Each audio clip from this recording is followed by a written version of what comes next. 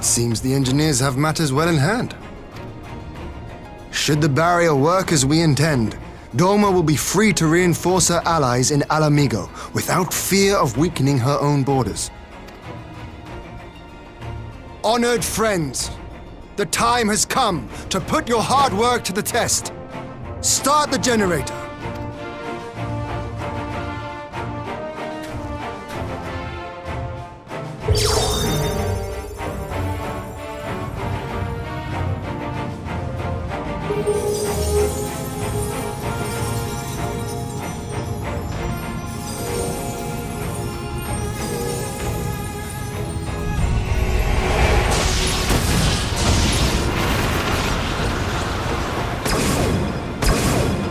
Node 1 is operational. Nodes 2 to 8 are reporting similar energy levels. The barrier is forming.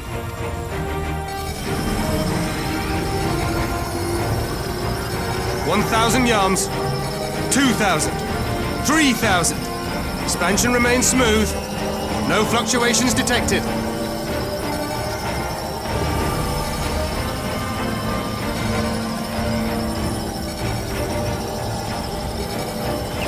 4,000! 5,000! Target altitude reached!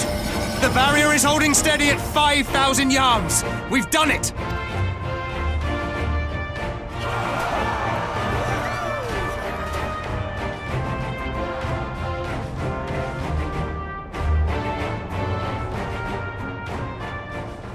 Is that an Imperial airship? Of all the rotten timing. But this is a gift, Mistress Alize. They can test our new wall for us.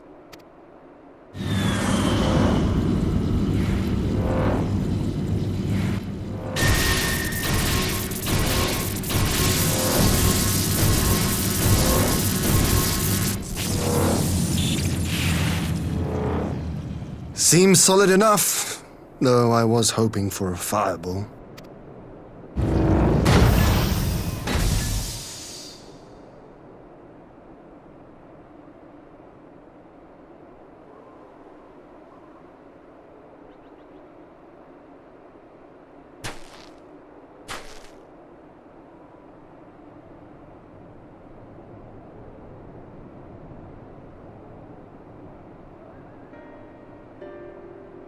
By the gods, it's Alpha now. What are you? Let me go! He has my brother! Lower the barrier!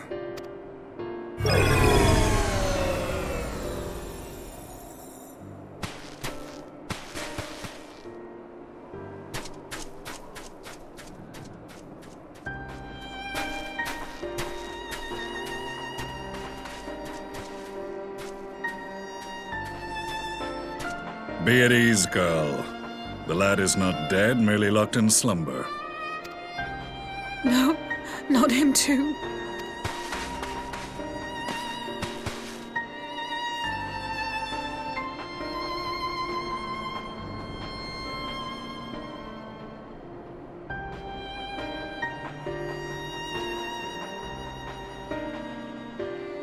We could identify no cause and found no remedy. Thus I sought to return him to Doma, and into the arms of Lord Hien himself, it would seem. It is a day for fated reunions. Would you not agree, adventurer? Or should I address you as the Warrior of Light?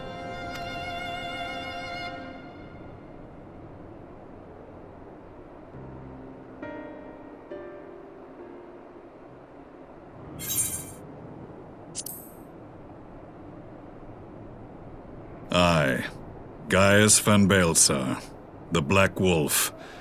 That was the title I was given, one I have long since relinquished. Stand down.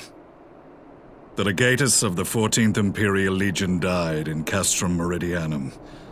I am no more than Gaius Baelsar, a man without rank or allegiance. Impossible! There's no way you could have survived! Do you remember how it unfolded?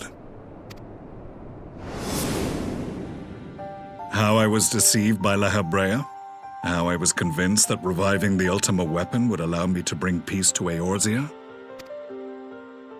The Ascian used me, as he used so many others, all to further the restoration of his wretched god. Yet even with the might of Alec at my command, you bested me. And as the Praetorium went up in flames, I was content to burn along with it. For a moment at least. A moment of folly. To surrender my life thus would have been to betray all who died for my cause. It was for them that I dragged myself free of the rubble, and swore vengeance on the Ascians.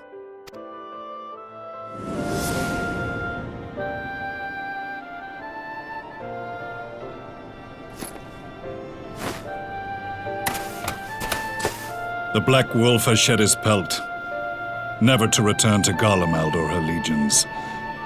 I live now only to exact revenge.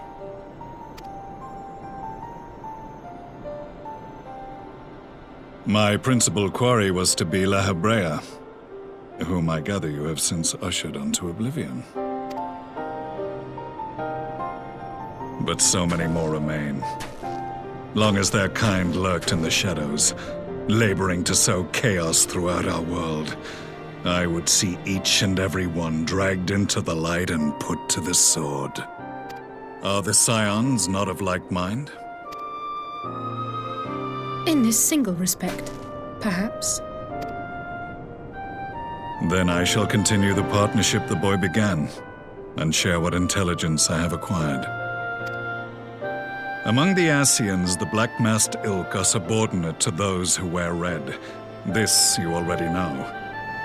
Yet among the red there exists a hierarchy. Those set adrift with the shards clearly stand below those still joined to the source. Nabriales, who once dared to intrude upon the Rising Stones, belonged to the former group, and while he was indeed a dangerous foe, his powers were inconsequential next to the paragons of the Source. The first was La Hebrea, who plagues us no more. There is also the white-robed Elidibus, and the elusive Emmett Selk, about whom little is known. We have files on La Hebrea and Elidibus, but I believe this Emmett Selk is new to us? As I assume my brother told you, we have evidence to suggest that an Ascian now walks in the body of the Crown Prince. Have you identified this interloper? Elidibus seems the most likely culprit. As emissary, it is his role to maintain the equilibrium between darkness and light. Your many deeds in Hydaelyn's name have upset the balance, and I believe he seeks to restore it by throwing his considerable power behind the Empire. As a leader of the Ascians, he is one of our primary targets. It was on the trail of this very prey that the boy and I came across the scene of a failed uprising. In the absence of a single Garlean casualty, we inspected the bodies of the rebels, and the lack of any external injury drew my immediate attention. They had been slain by Black Rose, an alchemical invention of the Imperial Army. When I yet served as legatus, I ordered its production halted, and all stockpiles destroyed. Toxic gas is not a tool of conquest, but of extermination. Toxic gas? This must be the new weapon Maxima warned us about. Something deadly enough to sweep away all resistance in a matter of hours. Gods. You don't think they're planning to use this in Alamigo, do you? Put your fears to rest. We infiltrated the production facility and destroyed all existing stores of the chemical along with the plant itself. Even should they rebuild the operation, they will not soon manufacture another batch. Regardless, I would draw your attention to a directive we discovered in the plant's records. The document was marked with a recent date and authorized with the signature of one Zeno Ciegalvus.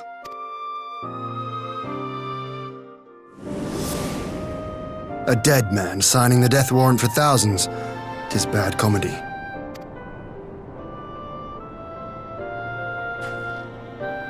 But the tale does not end there. Within that same facility was a chamber filled with devices of elegant design. Cloning technology, we realized. And what should we find in each and every incubator? But a young Emperor Solus.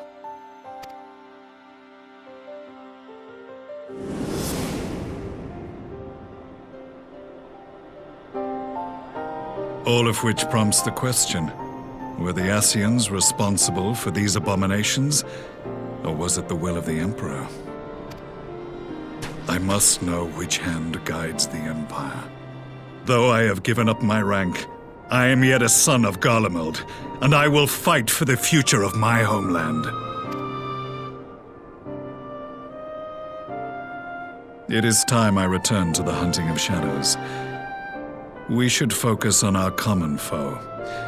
To reopen old quarrels now would serve no purpose. You saved my brother's life, so I'm willing to let sleeping dogs lie. But in truth, it's not my decision to make.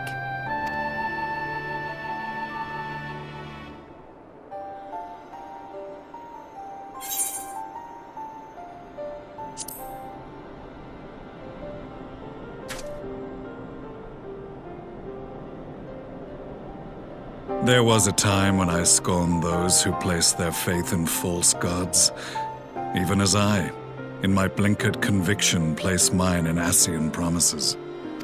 Unlike yours, my strength of will and my restraint was found wanting.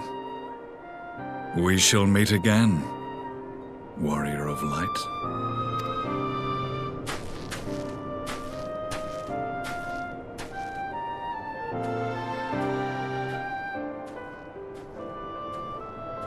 So that was the infamous Black Wolf. An unexpected ally, to say the least.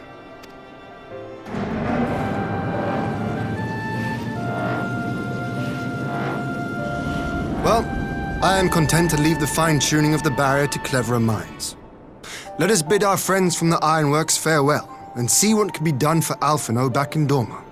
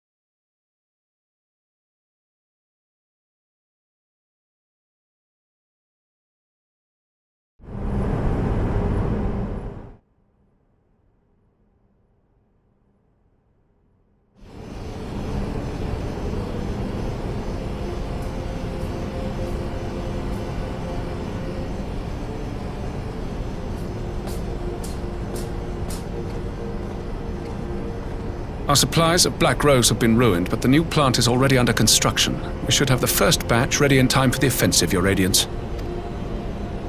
See that you do.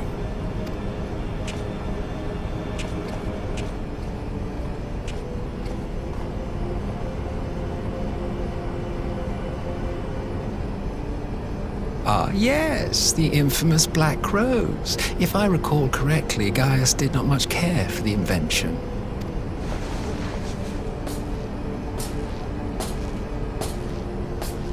A ruthless and indiscriminate weapon indeed, this airborne poison. It seems you are capable of making decisions worthy of your bloodline. With no gift for sorcery, we Garleans must look to Magitech to even the odds. If it spares the needless deaths of our soldiers and serves the cause of this empire, there is no method I would not employ. How very noble of you. Truly, though, I must commend you for embracing your role as Emperor. You play the part of the determined ruler well. Sometimes even I catch myself believing.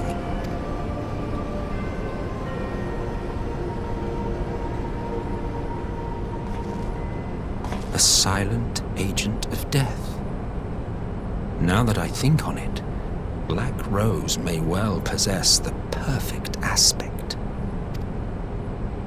Slowly but surely, the deluge of light has worked upon the ether here in the source, and the gas should be most susceptible to its influence.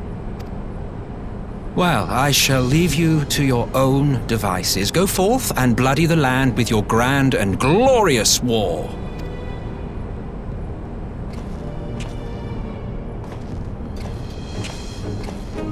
While you do what, precisely?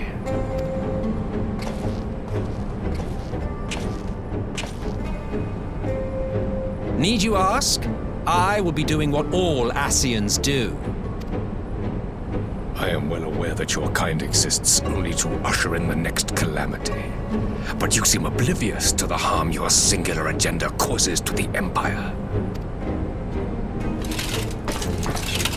You cannot have forgotten the events which followed your mortal demise.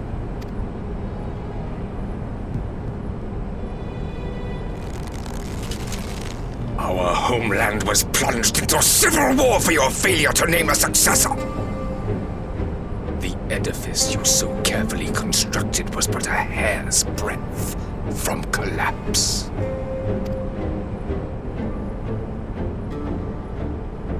Are you truly so naive?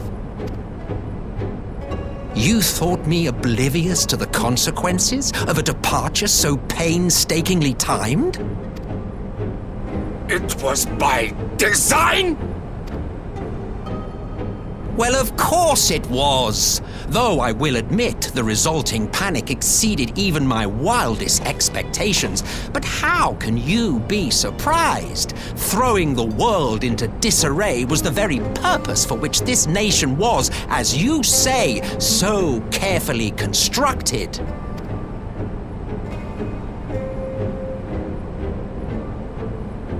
Now, if you have no further questions, I must be on my way.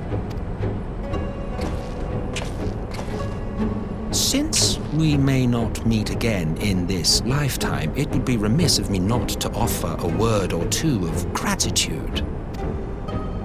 I really must thank you for this surplus of vessels. I can mold any host into my own image, but having bodies tailor-made for me in this fashion is so much less tiresome. You dabbled in elegant cloning techniques, yes? It certainly is a compelling, not to mention entertaining, field of research. And of all the options available, you chose the Founding Father on whom to experiment. You have a twisted streak to you, Varus, like grandsire, like grandson, hey? If events play out as planned, this will become something of a family enterprise. You will be the capstone of this world, I the anchor and shard, and together we will give the lie to this star's fraudulent existence.